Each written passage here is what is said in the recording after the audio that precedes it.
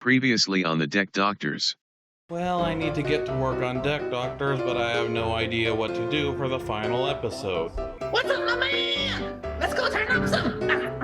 Oh, what the hell? Oh. Well, I was planning on sitting here in agony for a few more hours, but why not go ahead and hit me with your best shot, McNugget? I haven't done this in a couple of years. Wait, what are you?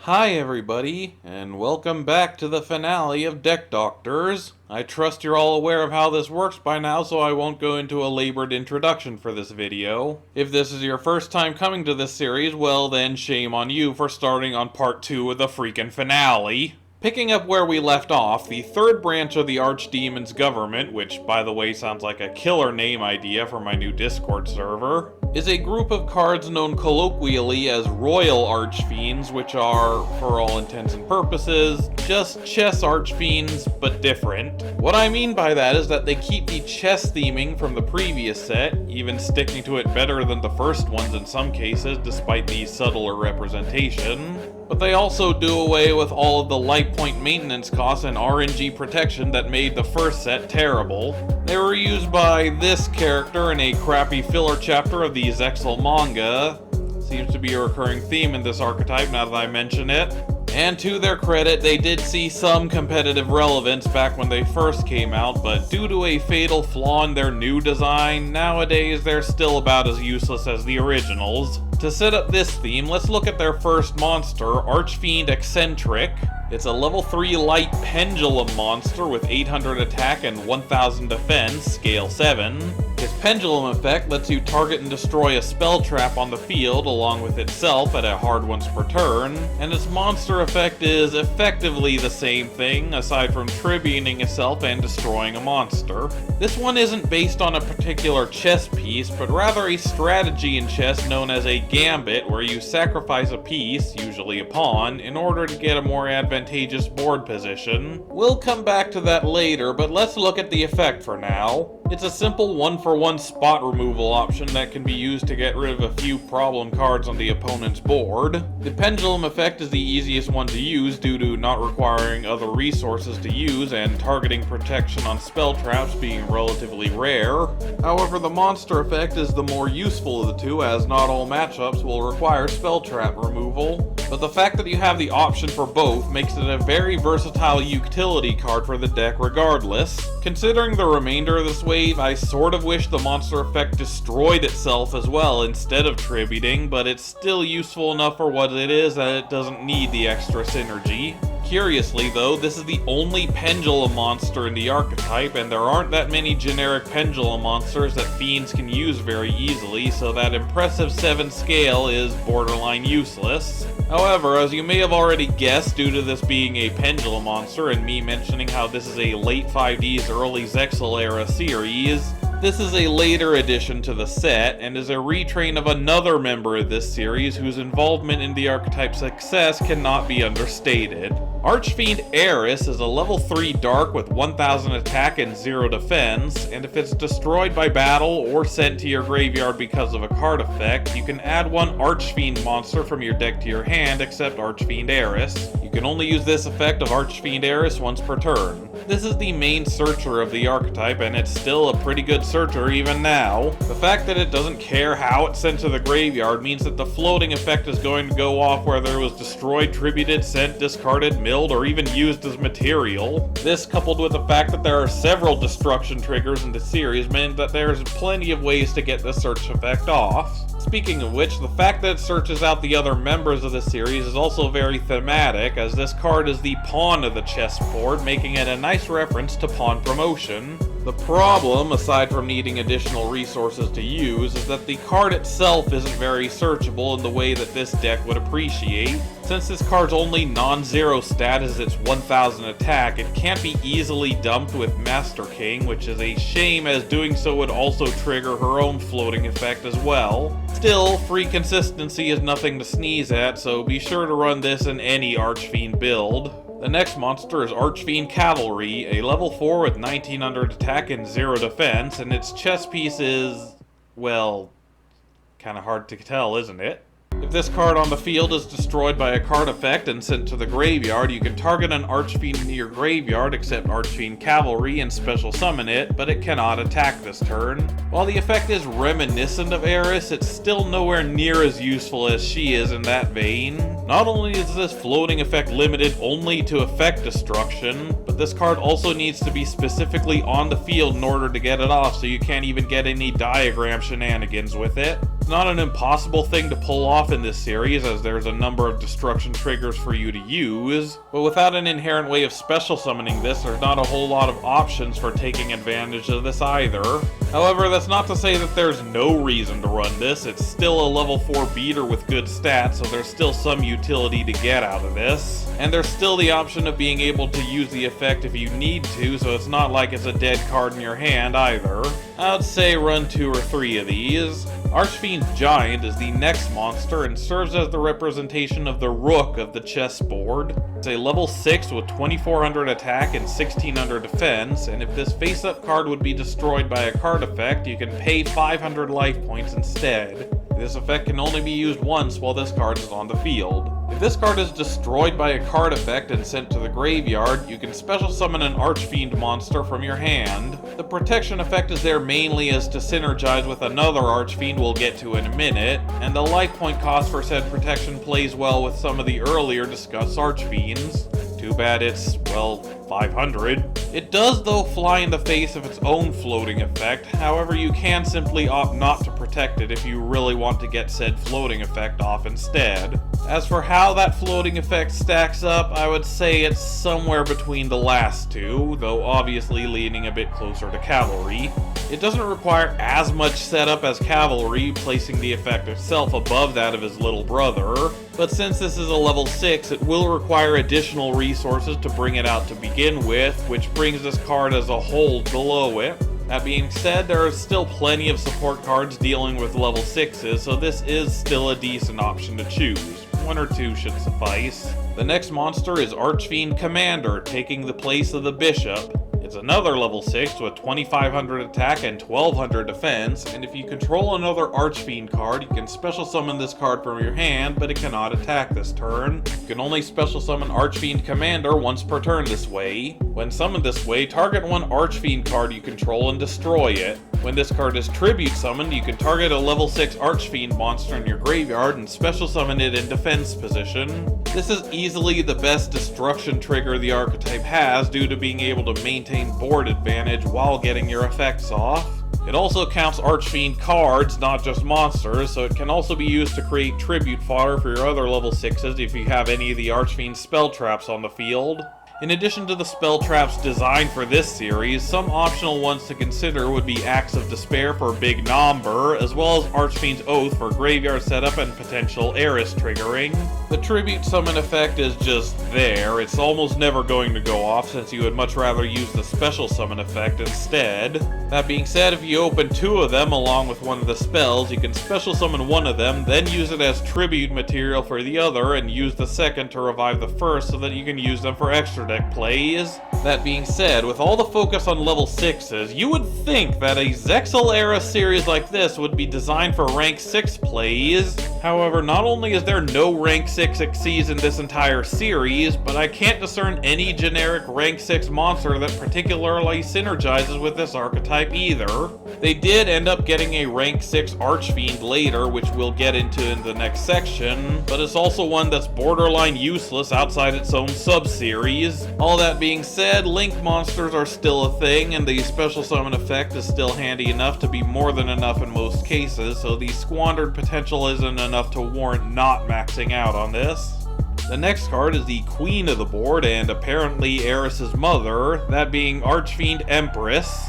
She's a level 8 with 2900 attack and 2100 defense, and if exactly one other Dark Fiend would be destroyed, you can banish one Dark Fiend from your graveyard instead. When this card on the field is destroyed and sent to the graveyard, you can target one level 6 or higher Dark Fiend in your graveyard except Archfiend Empress and special summon it. For a card that's based on the most powerful piece in chess, this one is kinda lackluster.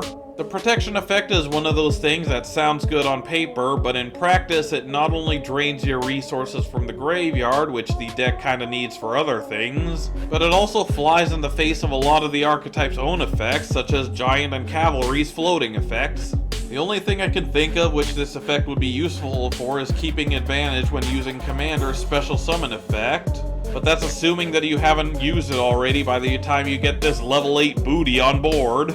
It's not like they didn't know this was a thing either, because this card itself has a floating effect, even though it's a decidedly shitty one. Okay, maybe that was a bit harsh, as it does have quite a lot of utility, but not only is this effectively the same thing as Cavalry's, but with more restrictions, but it can also miss timing for some imbecilic reason, despite the more modern effect theming of the series. The best thing I can say about it is that the effect is relatively generic, so it can be used outside of the archetype, but making a third pot G in this archetype isn't enough to make this card any better inside of it. Still, it's the best thing this archetype has in terms of protection, and it can come in handy once in a while, so running one or two couldn't hurt.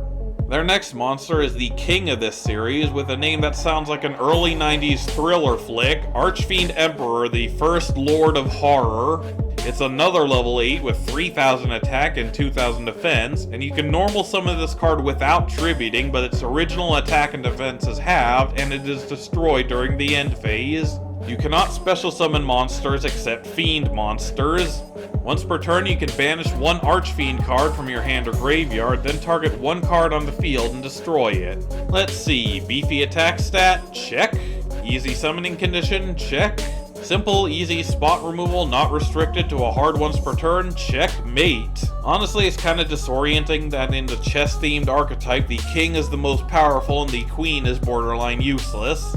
The fact that it can normal summon itself without tribute means that it can use its spot removal effect right out of the box to get rid of problem cards immediately. It does eat up the normal summon obviously, but there's not a whole lot of better options for the normal summon anyway.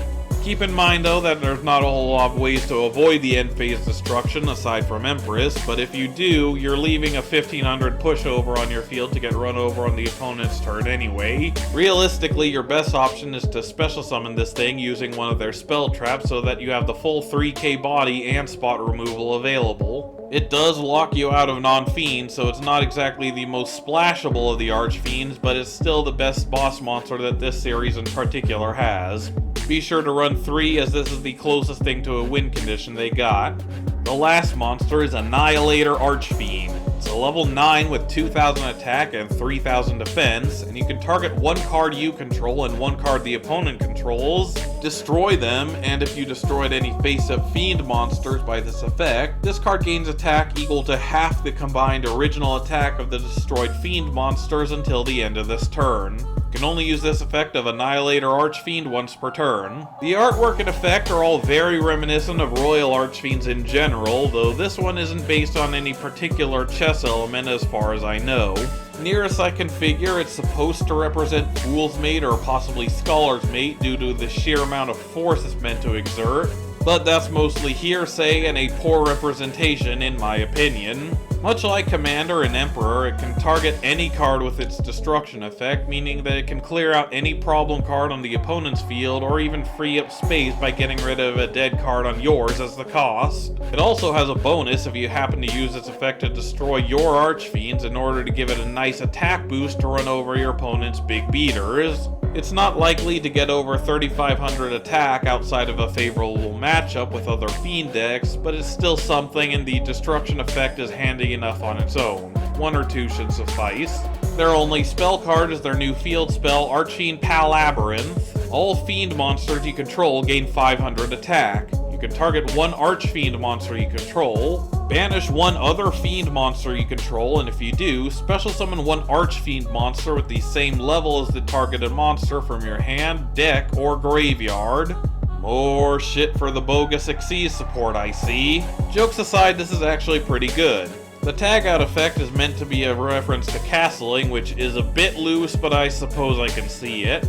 It doesn't specify that the new monster has to be a different name, which means that with this card, if you can make one Emperor, you can make two easily, at least one of which is guaranteed to stay on board afterward. It does banish the other monster as cost, so it does rid you of a valuable resource, but it's still an easy way of getting Emperors on board, which is frankly the whole point of this deck. The attack boost seems a bit insignificant at first, but remember that the attack values of the series are already pretty high across the board, so that extra 500 points really does come in handy, especially with the extra Emperors that this thing can generate. Be sure to run 2 or 3. And the last card is the Continuous Trap Call of the Archfiend. You could target one level 5 or higher Fiend monster in your graveyard, discard one Fiend monster, and if you do, special summon that target. You can only use this effect of Call of the Archfiend once per turn. Another card which isn't based on anything in chess, and I can't even BS a reason out of my ass for this one either. I recognize that my metaphors are getting a bit mixed there, but I also don't care anymore. My first thought was that it was meant to represent pawn promotion, but then I remember that HEIRESS pretty much covers that on her own, so that was out. But regardless, it's such a good card for this series that I'm willing to let it slide. Not only does this give you easy access to your high-level Archfiends, but it does so continuously on a spell speed 2 effect, meaning that it can be used to come back from a beatdown or even build up a board to begin with. It also triggers HEIRESS's effect if you happen to have her in your hand when you activate it, which is basically free advantage in that case. The only problem with this card, as you might have suspected, is it simply being a trap card, which makes it a bit slower than would be desired and leaves it somewhat vulnerable. Fortunately though, any monster summoned by this card's effect isn't leashed to this card, so if your opponent tries to get rid of it, you can still get at least one use out of it before it goes. Be sure to run 3. And that should do it for Royals. Honestly, I thought this section would be bigger for some reason, but I guess generic Fiend support got mixed into this series in my brain at first. And now we can finally move on to the 4th and final major branch of the Archfiend archetype, Summon Skull and Summon Skull accessories. Based on one of Yugi's more iconic monsters in his incredibly hodgepodge deck, this was originally just a fringe member of the Archfiend lineup, until Fist of the Gadgets decided that they needed to be an entire sub-series on its own, although for no discernible reason. A couple of the earlier mentioned cards could be considered part of this series as well, namely Skull Archfiend, Commander, and the Red Eyes cards from the Trash Mob, but I decided that they fit better in their respective sections. Regardless, we'll start off this section by looking at the monster this entire series is based around, Summon Skull. It's a level 6 Dark Fiend with 2500 attack and 1200 defense, and being a normal monster it has no effects whatsoever, and only a name clause that includes it in the Archfiend archetype. Big number. Jokes aside, this thing actually has quite the storied history. For the longest time, this thing was not only the boss monster for Fiend monsters in general, but also the entire game itself due to having an at the time massive attack for a 1 tribute monster, meaning that most games in the early forms of Yu-Gi-Oh! Just turned into a matter of who could turbo out this thing the fastest. Nowadays though, vanilla beatdown has fallen out of favor due to being power crept by everything. But due to the nature of new support being based entirely around this, a Summon Skull focused deck is still at least playable. That being said, even a deck like this doesn't need to run more than 1 copy, 2 tops, so I wouldn't go too crazy with it either. TOON Summon Skull is basically just Summon Skull with the original Class A TOON effect slapped on it, meaning it must first be special summoned by tributing a monster while you control TOON World, it can't attack on the same turn it's summoned, and requires a payment of 500 life points to attack, but can attack directly if your opponent doesn't control a TOON monster, otherwise it must attack a TOON monster. Also, if TOON World is destroyed, so is this card. While the life point cost places it closer to the original archetype than most TOON retrains, this is still not something that you'd want to run outside of a TOON deck, due to being heavily reliant on TOON World even compared to most TOON monsters. Even Toons can barely afford to run it due to the summoning conditions, the life point cost, and the lack of any other beneficial effects. Furthermore, the support in particular requires specifically Summon Skull, which this is not, so even though it is considered an Archfiend, none of the following effects will work on this card. Walk away and never look back. The first member of the new support is Archfiend's Manifestation. It's a level 6 fusion monster with the same stats, requires Summon Skull and a Dark monster as material, and its name becomes Summon Skull while it's on the field, but is still treated as an Archfiend card. All Summon Skull you control gain 500 attack. If this fusion summoned card you control is sent to the graveyard by an opponent's card, you can special summon one summoned skull from your hand, deck, or graveyard.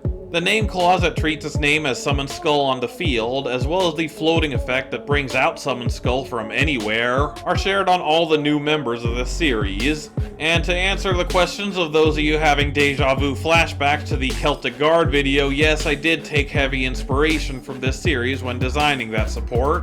The difference between this wave and my Celtic Guard support is that these cards don't change their name in the graveyard, meaning that they can't float into one another and can only bring out the original Summoned Skull. This would be fine if this series had a load of advantages to give out to the Summoned Skulls, but aside from these new boss monsters bestowing passive effects on the ones that are on the field, there's not a whole lot of benefit to it.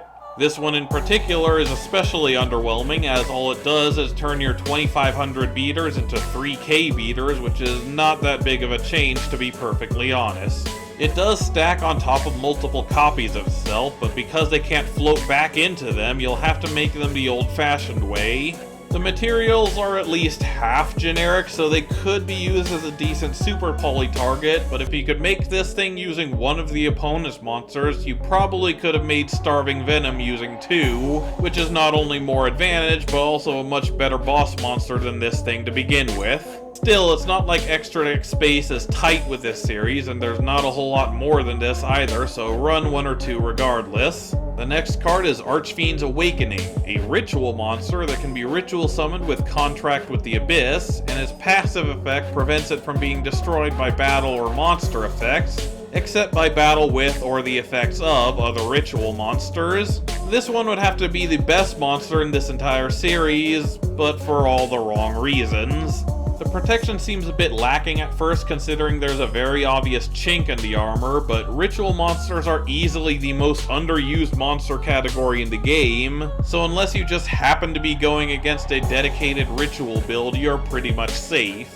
However, this also brings to light the problems with this card, as you need to look at why rituals aren't used to begin with. Typically, the inherent mechanics for ritual summoning are too convoluted to be used with any consistency unless the key components of the summon, that being the ritual spell and the monster itself, are good enough on their own to help alleviate the costs and requirements for bringing it out. This one, however, doesn't do that, as they didn't even bother to make a ritual spell for this in the first place, and just stuck to having it use the decades-old generic dark ritual spell Contract with the Abyss, which can be used to bring out any dark ritual monster by using exact level tributes with no additional benefits or effects to speak of. Honestly, I'm just impressed they didn't go with advanced ritual art, as that one is not only better, but would also incentivize using the original Summoned Skull more, as it can be revived from the graveyard after being sent there as material. Regardless, since neither of these options are very searchable, you'll need to rely on additional outside support in order to bring this out, at which point you may as well be making a dedicated ritual build. You know what that means, pot G number 4 for the Archfiends. Like I said, it's pretty decent on its own, but in a dedicated build, it's a tad too inconsistent for its own good. Run by preference.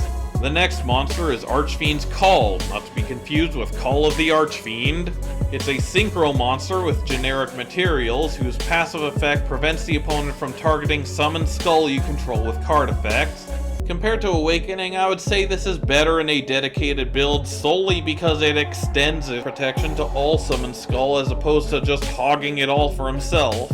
That and targeting protection is overall more useful than destruction protection regardless. The main problem with this one is that the deck this is built for is very level 6 dependent, meaning that they rarely have the resources to make a level 6 synchro. I mean, if there were any monsters in this series you'd want to go out of your way to summon, it would probably be this one, but that will still require you to effectively build your entire deck around this one card. Still, it's not like you're doing anything else with this series, so be sure to run 2 or 3. The last monster is Archfiend's ASCENT, a rank 6 Exceeds which requires 2 level 6s and has the passive effect of letting you detach an Exceeds material from this card in place of a Summoned Skull you control from being destroyed.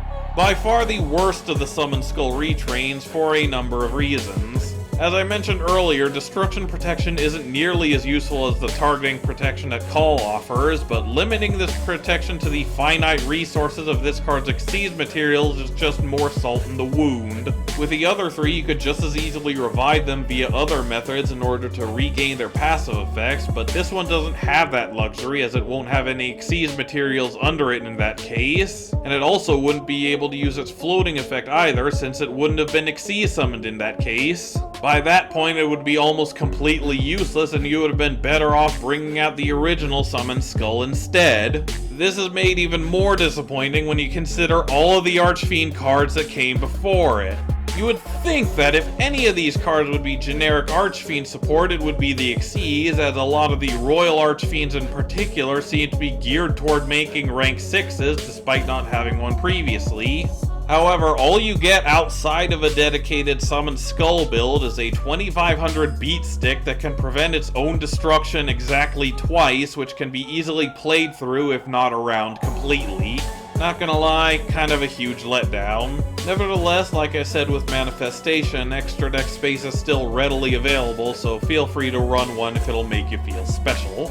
The last card in this series, and therefore the archetype as a whole, is Makiyu the Magical Mist. Target one Summoned Skull or Thunder monster you control, destroy all monsters your opponent controls with defense less than or equal to the attack of the targeted monster. You cannot conduct your battle phase the turn you activate this card. I do have to appreciate the attempt to adapt one of the most anime cards ever created, because the original version of this card is pretty much unadaptable. Anyway, much like I said with the Gemini version back in the Red Eyes video, this is a decent nuke effect. Not many monsters have over 2500 defense, although it's certainly not unheard of, and Link monsters couldn't care less about it either. However, it also works with Thunder monsters, which only serves to incentivize using a Kaiju engine to use this with Thunder King's 3300 attack to have an even bigger threshold to work with, even though it's mostly unnecessary for the reasons I mentioned earlier. Of course, it's not like this series is pressed for deck space either, so feel free to do as you please on that front. The battle phase skip is usually not a highly pertinent cost, though in the case of Archfiends, they generally want to inflict as much damage as possible, so it can be a bit annoying for them to deal with at times. Still, like I said, this series is easily the most lacking in terms of both members and actual support, so run 3 of these due to a sheer lack of options.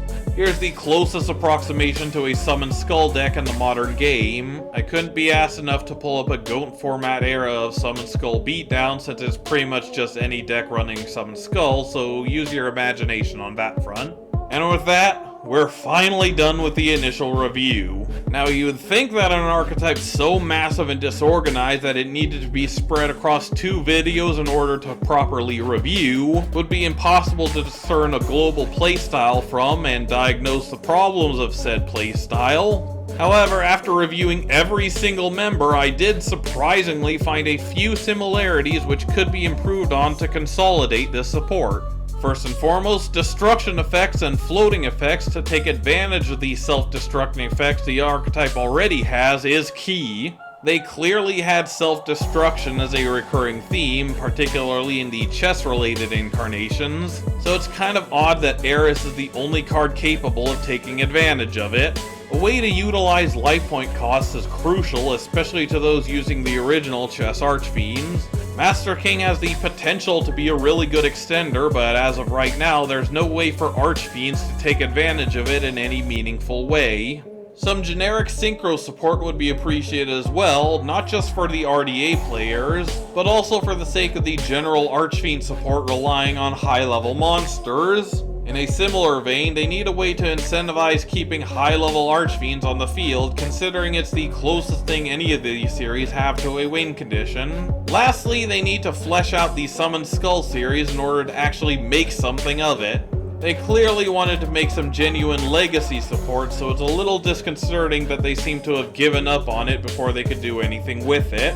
And now we move on to the final prescription of the series. As a final tribute to the series, I have to mention that this is the first line of support to feature both the ideas of Kieran and the artworks of Zach in the same wave. Of course, they didn't work on all of them, and neither of them worked on the same card, but that just makes things more interesting so that you can see if you can figure out who worked on what. Also, for the sake of keeping everything concise, I'm not going to bother separating the custom support like I did with the review. As an example, we'll start off this review with Archfiend Resonator. It's a level 1 Dark Fiend tuner with 500 attack and 0 defense, and if you control a level 6 or higher Archfiend monster, you can special summon this card from your hand. You can only special summon Archfiend Resonator once per turn this way. If this card is summoned, you can target one other monster you control and reduce its level by 1. If this card is used as synchro material for an Archfiend monster, you can target one of your banished Fiend monsters and special summon it. At first, this seems like it's strictly RDA support, but the more you look at it, the more this also fits in with the other branches as well. For one thing, it requires high-level Archfiends to be special summoned, which does include RDAs, but also fits in nicely with both Royals and Summoned Skulls as well. Even if you have no intention of synchro summoning in these decks, they both like tribute fodder, so an easily accessible free body for this purpose would still be appreciated. Speaking of Royals, the synchro floating effect is there mainly for their benefit, as Emperor, Empress, and Palabyrinth all require banishing multiple fiends from your graveyard as costs. So this helps to be able to recur some of those lost cards. The level drop is also handy, as it essentially allows you to bring out a synchro that's at the same level of whatever high-level Archfiend you happen to have on board. This can include staples like Borreload Savage Dragon, as well as key components like Scarlight, Red Rising Dragon, and even Archfiend's Call. It's also an option effect, so it can still let you go into hot RDA Abyss if you have a level 8 RDA on board. Lastly, I must point out that this is easily the most searchable card in the entire archetype, as it's not only a Resonator and therefore searchable via Resonator Call, but it also has 500 attack, meaning that it can easily be searched with Master King, and is a low-level fiend which can be used with the new Dark World card coming out in Phantom Rage. All in all, a highly versatile card which works for all Archfiend builds, so feel free to run 3. The next card is Little Skull Archfiend, a level 4 with 1900 attack and 500 defense, and while it's on the field, you can normal summon one level 6 or higher Archfiend in addition to your regular normal summon, and you can summon them with one less tribute. You can only gain the former effect once per turn. If this card is destroyed, you can special summon one Summoned Skull or one monster that specifically lists it in its card text from your deck or extra deck, ignoring its summoning conditions. You can only use this effect of Little Skull Archfiend once per turn. This one is certainly much more Summoned Skull support than Resonator was RDA support, but it's certainly not unwelcomed in Royals either, as Emperor can benefit from the double summon, and Commander can trigger its floating effect. Additionally, the 500 defense and the level 4 mark also makes it easily searchable by Master King and the Dark World spell, so it's another easily accessible card. Still, it is undoubtedly a Summoned Skull card, as it allows you to easily summon any of the OSG vanilla monster that happens to be clogging up your hand, and allows you to float into any of the upgraded forms upon its destruction, ignoring their summoning conditions. Granted, that last part is only there for the benefit of the ritual, but whatever. The Xyz also wouldn't benefit from being cheated out either, but that's also the easiest one to summon normally, so I'll let it pass. All in all, 2 or 3 of these should suffice depending on your build. The next 2 cards are White Archfiend of the Abyss and Black Archfiend Hades. White is a level 3 tuner with 1200 attack and 800 defense, and Black is a level 6 non-tuner with 2450 attack and 1600 defense. White has a soft once per turn effect to reduce the level of a monster you control by an amount equal to a die roll, and 2 hard once per turn effects where it can special summon itself if it's added to your hand by a card effect, and lets you pay 1000 life points to mill another Archfiend from your deck if it's sent to the graveyard respectively. Black has a hard once per turn effect to banish another Archfiend from your graveyard to special summon this card from the graveyard if it's destroyed, and a soft once per turn to let you search out an Archfiend from your deck or your graveyard with a level equal to a die roll. These 2 would most closely fall into the Royal category, but with an obvious nod to chess Archfiends with these soft once per turn die roll effects. In classic Royal Archfiend fashion, these are based on a chess element, particularly the chess players. In this case, a pair of popular fiends known for their bitter rivalry, Dark King of the Abyss and Dark Ruler Hades, respectively. Between the 2 of these, White is probably the most useful, as it combos extremely well with Master King, since it allows you to easily mill a second monster and can guarantee that it hits the field regardless if you roll a 1 or a 6. The level drop effect can also be useful for synchro summoning if you roll a low number, but the randomness does allow for some chance to take place. Granted, there are a number of plan Bs in the archetype, so it's not a total loss either. Black is a bit trickier to deal with, as getting him on the field is a bit harder, despite having a built-in summoning condition. Though that being said, it's not impossible to turbo him out either, and he also has a great, if somewhat luck-based, consistency boosting effect to more than make up for it. Again, ratios may vary depending on your build, but 2 of each is a good baseline. But what would all of this synchro support be without a good synchro monster to go with it? IMPERIALQUEEN Archfiend is a level 8 with 900 attack and 2500 defense, requires a Fiend tuner and 1 or more non-tuners of material, and if it's synchro summoned, you can add 1 card from your deck to your hand that mentions a die roll in its effect. If you pay life points, you can special summon 1 monster from your graveyard with attack or defense equal to the amount paid, and you can roll a 6-sided die and increase the attack of an Archfiend you control equal to the result times 500 until the end of the next turn. You can only use each effect of IMPERIALQUEEN Archfiend once per turn. This one is meant to be a retrain of Infernal Queen in the same way that Master King is a retrain of Terror King. Similarly, it has both a die roll effect and an effect that triggers when you pay life points, though she doesn't have a life point cost to trigger this effect herself, and it's the hard once per turn as opposed to the soft once per chain of Master King. The die roll effect is similarly different and has the same limitations, but it can be activated at any time as opposed to needing a trigger.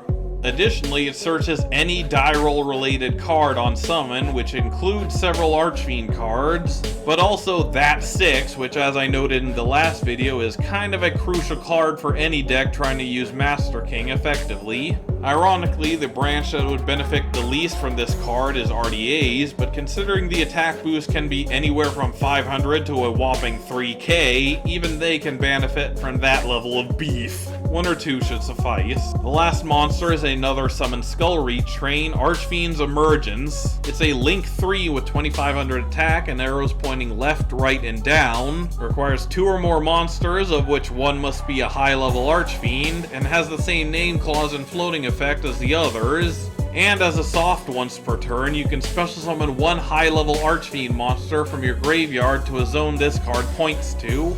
Despite being a Summon Skull card, this one is perhaps the most universally beneficial monster in this entire wave of support. It can be used to bring out any high-level Archfiend on a soft once per turn effect. It can be easily cheated out of the extra deck with Little Skull, and like its brethren, it has high enough attack stat to be a decent beat stick on its own. Speaking of which, it can also revive most of the other Summon Skull retrains, most notably Call and Manifestation, which will give you 3 monsters with a 3k attack stat and targeting protection, which is not a bad win condition, all things considered. Be sure to run 2 of these. Their first spell card is Time Blitz. If you control an Archfiend card, pay any amount of life points, max 3000, and activate the following effects in sequence depending on the amount paid. 0 or more, destroy 1 Archfiend card you control. 500 or more, inflict 500 damage to your opponent. 1000 or more, roll a 6-sided die and increase the attack of 1 monster you control by 300 times the result. 2000 or more, return 1 card your opponent controls to the hand. 2500 or more, 1 Archfiend you control can attack twice this turn. 3000, special summon 1 Archfiend monster from your graveyard. Can only activate 1 Time Blitz per turn. I didn't do too much research into it, so take this with a grain of salt, but I'm pretty sure that this is the only card in the game that lets you pay 0 life points. As in, not avoid paying life points, but paying a cost that equals 0. The reason I bring this up is that this is meant solely to combo with Master King and IMPERIALQUEEN, as this would allow you to dump or revive any Archfiend monster with their effects, including monsters with 0 attack or defense like HEIRESS and RESONATOR. The effects themselves don't have too much weight to them until you get to a cost over 2000, one of them directly harming the player if they don't have one of their floating royals on the field. Even if you pay the full 3000 to get all the effects, it's still only an even 0 in card advantage, and paying any less than that is a minus. Though it is one that comes with spot removal, an even field advantage, and a big beat stick that can attack twice. It also rolls a die on the 1000 effect, meaning that it can be searched out with IMPERIALQUEEN's on summon effect, which means it can immediately use her other effect to revive any Archfiend in your graveyard. If you're running either her or Master King, be sure to run 3, otherwise run by preference. Their other spell card is Lightning Strike. Send one Dark Fiend from your deck to the graveyard, then if you sent Summon Skull, destroy all monsters your opponent controls with defense less than the sent monster's attack, i.e. 2500. You can only activate one Lightning Strike per turn. It's foolish burial for fiends, I don't know what else I can say. It does add some extra benefit if you use Summon Skull, and using it for this purpose isn't terrible since the retrains can float back into it from anywhere.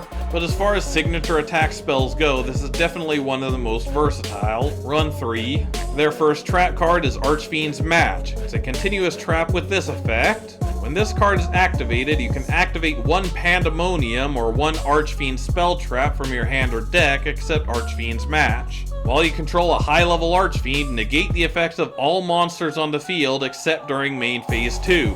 During your opponent's standby phase, pay 1000 life points or destroy this card.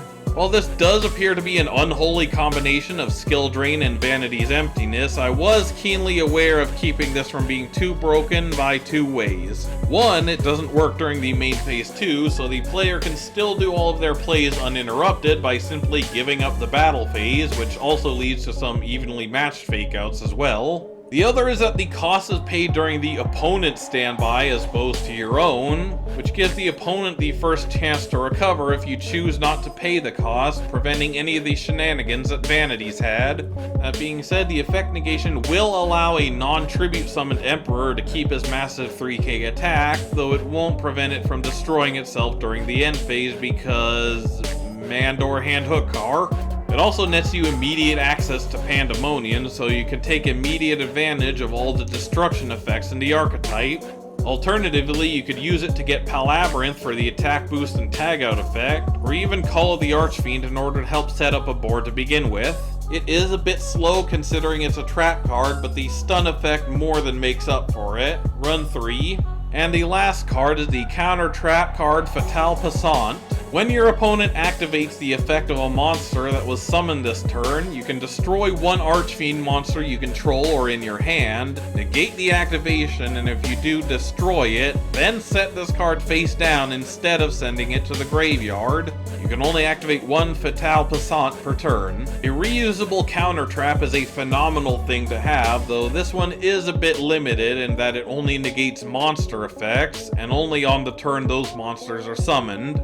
That being said, as a first turn play, that's what you're going to be encountering more often than not. It also lets you destroy an Archfiend in your hand, and destroys it as cost, which allows you to get some of your floating effects even if your opponent hits you with a counter.